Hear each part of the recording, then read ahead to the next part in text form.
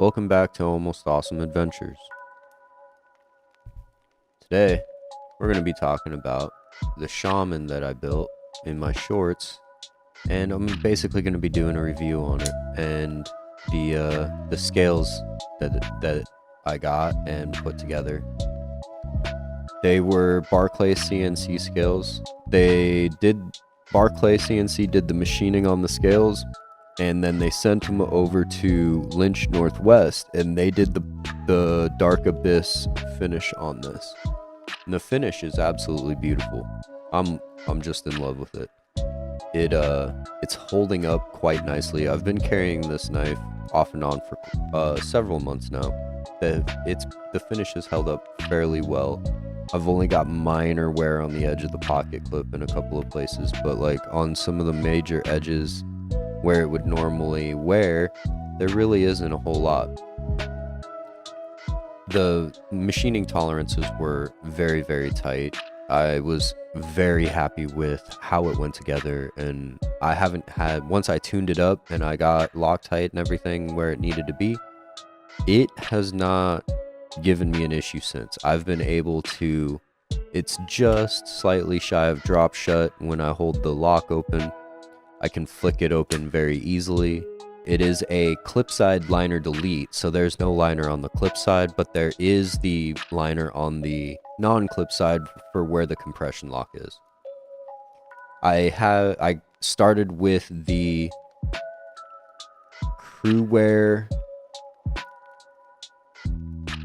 Shaman blade from the Knife Joker exclusive that they got.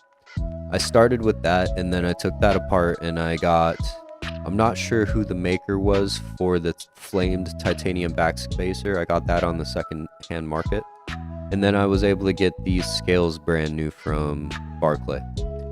I would love it. It does add a little bit of heft to the knife. This knife is a pretty bulky knife, and then when you go and add a slab of, I believe it's aluminum to either side, it does get a little bit heavier. It also adds quite a bit when I have this solid titanium backspacer as well.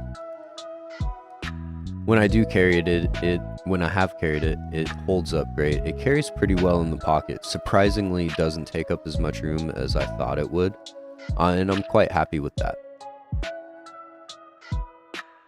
The knife itself, I love the ergonomics of it. When I'm doing heavy duty work or anything, this is actually the knife that I bring because I'm not really worried about damaging the Crewwear blade.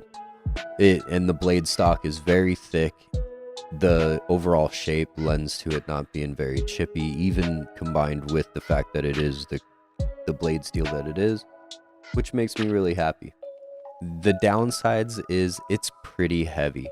So if I'm wearing gym shorts or sweatpants or joggers or anything like that, I am going to opt for a significantly lighter version of one of my Spydercos if I decide to carry one of those.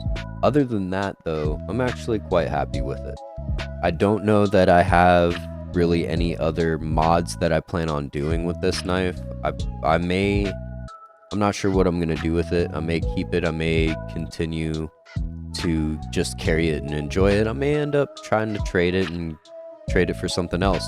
The only other thing that one of the reasons I may keep it is I would kind of I like toying with the idea of possibly collecting all of the models of Crewwear Spyderco that they've done, which I think would be a pretty neat collection. The cost of the scales was well worth what I paid for it, I believe, and I would highly recommend going with Barclay CNC for any of the scales that you'd like to get and just about any of the knives that you would get. If there are any questions or anything, please leave them in the comments. I will be happy to reply. Thank you very much for your time. I hope you have a wonderful day. Please remember to tell somebody you love them.